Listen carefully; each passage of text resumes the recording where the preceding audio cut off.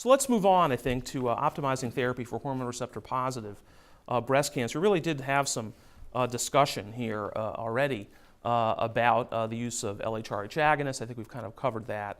We've also covered the length of therapy. I think we all agree that 10 years is probably a reasonable goal with potential assays to help us out.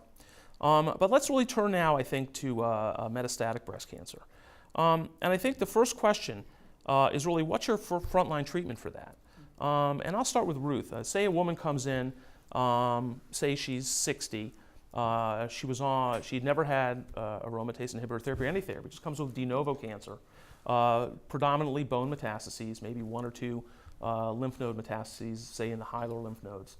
When a biopsy shows that she has very strongly ER-positive breast cancer, HER2 negative. What would be your upfront therapy for that sort of patient? So I think this type of patient is somebody who's going to do well with endocrine therapy, probably no matter what you give them.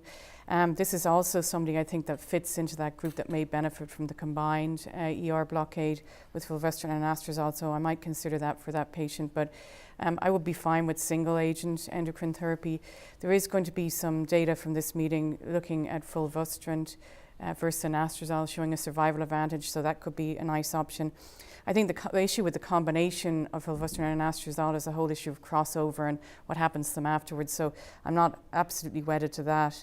Then of course we're waiting for the CDK inhibitor data, so that trial is or the palbociclib trial is closed. But there are some other agents in that group that I think, again, this might be a group of patients that might benefit from that. So I would probably honestly just give her an aromatase inhibitor, a non-steroidal aromatase inhibitor, but I certainly would perhaps consider fulvestrant and anastrozole in a patient like this. Do you prefer an aromatase inhibitor, or is there one over the other that you would use? Letrozole, anastrozole, exemestane? In this setting, I would probably use a non-steroidal, so I would use probably letrozole or anastrozole. Either would be fine, just because of the potential lack of cross-resistance with the steroidal aromatase inhibitors. We could use that later on.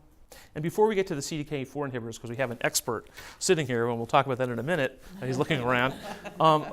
The thing is that before we get to that, I'm really curious about this fulvestrant issue. I think that we all are very familiar with the SWOG data, that shows that the combination, but with a lower dose of fulvestrant, is better than anastrozole alone, at least in the SWOG trial.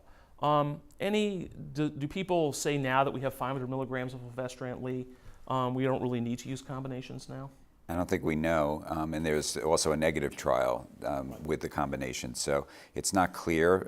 The subgroup analysis suggests that maybe patients who are endocrine naive do the best with combination. That makes sense from a biological viewpoint, at least hypothesis driven.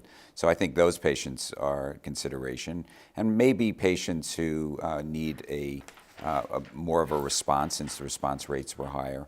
Not the patient you described, who is a typical patient who has an endocrine positive tumor, this type of phenotype.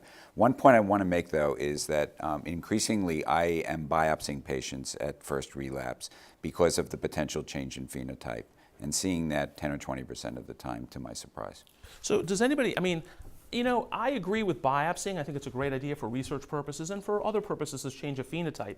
I guess my real question with that whole change of phenotype, is that really just an artifact of the fact that maybe the ER was done 10 years ago and it really was negative but happened to be positive, or vice versa? I think there's a high frequency of that observation. In the recent ASCO CAP paper that came out, ER testing discordance was 20%, and IHC is known to have a lot of technical difficulties.